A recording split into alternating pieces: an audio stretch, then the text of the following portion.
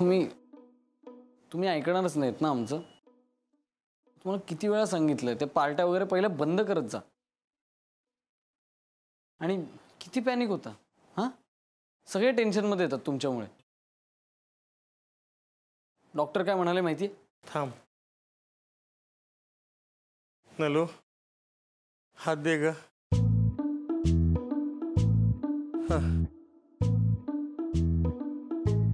सांग आता. ते म्हणाले घरात एवढे डॉक्टर असताना कशाला एवढी दगदग केली. साधी एक अँटासिड घेतली असती तरी बरं झालं असतं.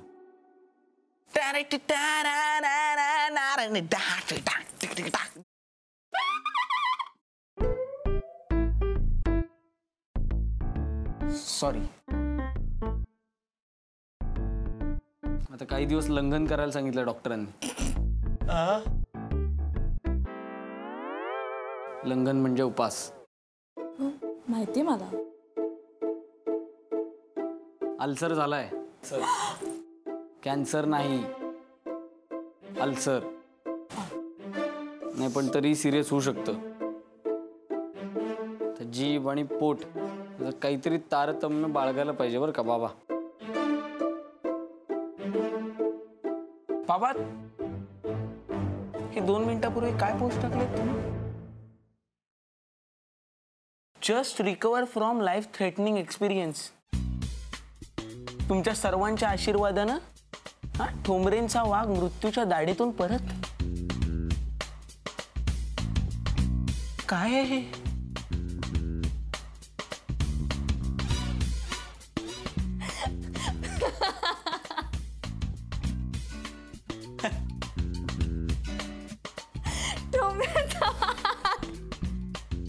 काय समजदार आहे ना.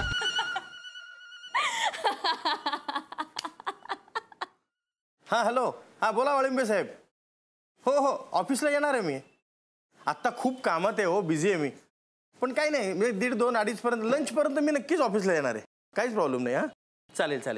काही नाही, मी आल्यावर बघू सगळं कामाचं, काही टेन्शन नाही. ओके. अरे वा.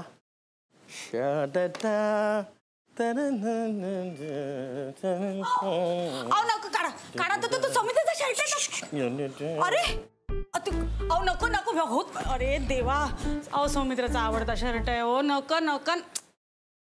काय रे बाबा. नलू डार्लिंग. नाही डार्लिंग नाही, काय ती नवीन म्हणून बेब्स. नलू बेब्स. कसा दिसतोय मी खरं सांग. कशाला होते कॉलर बिलर असं वर करून. नको असं काहीतरी सोंग. अशी जर सोंग घेतली ना तर काय करशील? मी निघून जाईन, सांगून ठेवते. मी निघून जाईल. हो. तू कुठेही जाऊ शकत नाहीस. तू माहेरी सुद्धा जाऊ शकत नाहीस.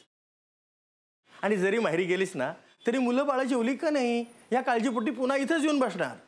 हा, आणि त्यामुळे तू कुठेही जाऊ शकत नाहीस. तू काहीही करू शकत नाहीस. That's all. खलास. बघितलं ना कसं कोंडीत पकडतात मला. बरोबर माहिती आहे यांना. मी परदेशात. आणि मग काय, हा निघाला तिच्या मागे धावत एअरपोर्टवर. प्रेम शेवटी वेडच असतं ना ग. हा धावतोय प्लेननं उड्डाण केलेलं. तो हताश परत फिरला आणि ढिश ढुम धडाम. काय ऍक्सिडेंट. तेव्हापासून बिचाऱ्यांनी झोकून घेतलंय स्वतःला नर्सरीच्या कामात. ऍक्च्युली हा सिलेक्टिव्ह नोटिझमचा प्रकार आहे. हा क्युअर होऊ शकतो. इनफॅक्ट मी ना मूकबधिरांच्या शाळेत शिकवते. खरं तर आय एम अ थेरपिस्ट. तुला साइन लँग्वेज येते का? नाही येत.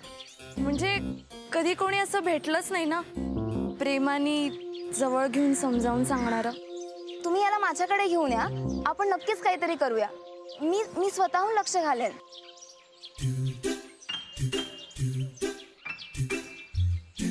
असं म्हणता. काय रे, जाशील का शाळेत? हो म्हणतोय.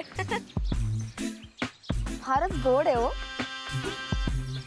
आणि महत्वाचं म्हणजे मला तुम्ही रोप देताय ना? झाडं मागतायत. देतो म्हणतोय.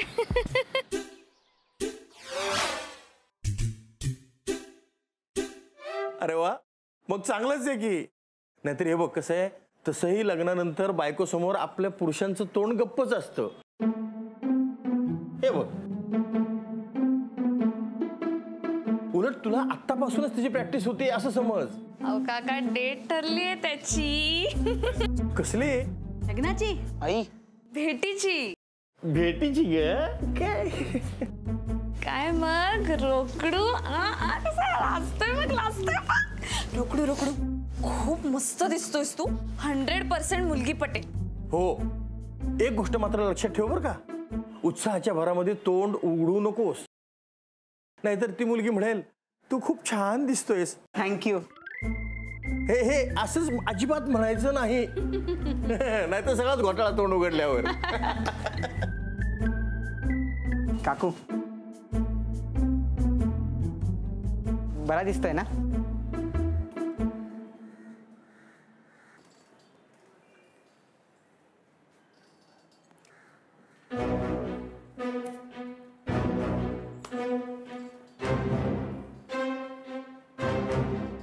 इथेच उभं राहायचं.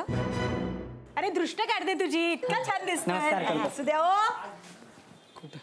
अगं मला क्लिनिकला जायचं आहे. अरे मग जा, केस ओले. अगं तसं नाही, माझे इस्त्रीचे कपडे कुठे आहेत? त्या इस्त्रीवाल्याला विचारलं तो इथेच येतोय. आधी सांगायचं नाही का? गरबर आपलं ओरडत फिरतोय. हे काय, फक्त पॅन्टच आहे, शर्ट नाही पाठवलं वाटतं त्यांनी. शर्ट कुठे?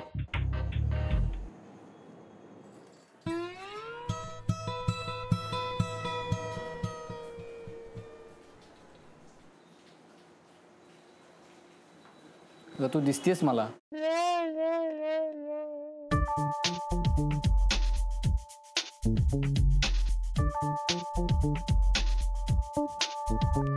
किमान तू तरी माझे कपडे नको वापरू. असं म्हणतात की बॉयफ्रेंडचे कपडे घातले की प्रेम वाढतं. खरंय.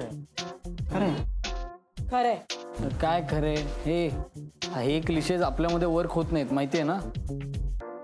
आणि हे जर असंच करत राहिलीस ना तर आपलं प्रेम मग संपेल. म्हणजे प्रेम आमचं राहणार नाही.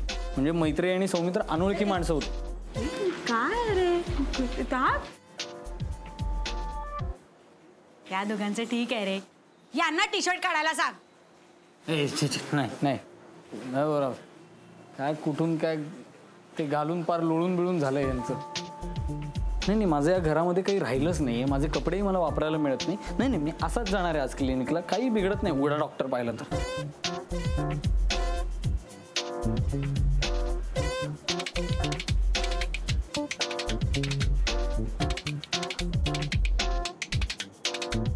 दुसरं आहे का घालायला?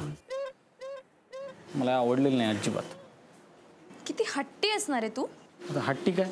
हां, तर माझे कपडे तुम्ही घालताय आणि काय हट्टी? मी देऊ का? म्हणजे इस्त्री केलेलाच आहे, फक्त डिओ मारला की वापरायचं. तू तर बोलूच नको हां प्लीज. थाप मारणाऱ्या लोकांचे मी कपडे घालत नाही, कळलं का?